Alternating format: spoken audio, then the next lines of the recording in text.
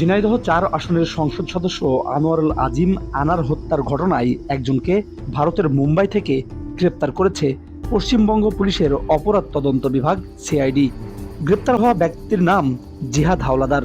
তিনি পেশায় একজন কসাই। আজ শুক্রবার জিহাদ হাওলাদারকে গ্রেপ্তারের বিষয়টি নিয়ে পশ্চিমবঙ্গ সহ ভারতের একাধিক গণমাধ্যম পশ্চিমবঙ্গ সিআইডির বরাত দিয়ে সংবাদ করেছেন। সিআইডির পক্ষ থেকে বলা হয়েছে, গ্রেপ্তার হওয়া জিহাদের বয়স ২৪ বছর।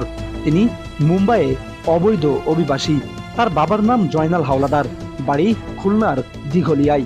এদিকে খুলনায় খবর নিয়ে জানা গেছে, ভারতে গ্রেপ্তার হওয়া জিহাদ হাওলাদার সংসদ সদস্য আনোয়ারুল আজিম হত্যার ঘটনার ভাড়া করা খুনি কুখ্যাত সন্ত্রাসী শিমুল ভুইয়ার সহযোগী হিসেবে পরিচিত।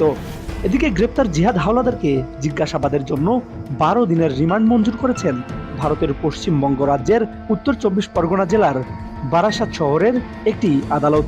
শুক্রবার সকালের দিকে তাকে বারাসাত আদালতে হাজির করে ১৪ দিনের রিমান্ড আবেদন করেন সিআইডির কর্মকর্তারা। আবেদনের উপর শুনানি শেষে ১২ দিনের রিমান্ড মঞ্জুর করেন আদালত। শুক্রবার সকালে আদালতে হাজির করার পর জিহাদকে ঘিরে ধরেন সাংবাদিকেরা। তবে তিনি কোনো প্রশ্নের উত্তর না দিয়েই সরাসরি আদালতে ঢুকে যান। এ সময় তার মুখ কাপড় দিয়ে ঢাকা ছিল।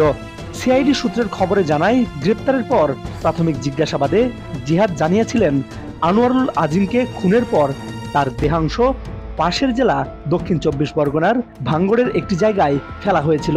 তারপর বৃহস্পতিবার রাতেই তাকে ভাঙ্গড়ে নিয়ে যাওয়া হয়েছিল, কিন্তু রাতের অন্ধকারে সেখান থেকে কোনো দেহাংশ মেলেনি। মূলত দেহাংশ উদ্ধার এবং হত্যাকাণ্ড সংশ্লিষ্ট বিভিন্ন প্রশ্নের উত্তর জানার জন্যই জিহাদকে রিমান্ডে নেওয়া প্রয়োজন বলে আবেদনে উল্লেখ করেছেন সিআইডি।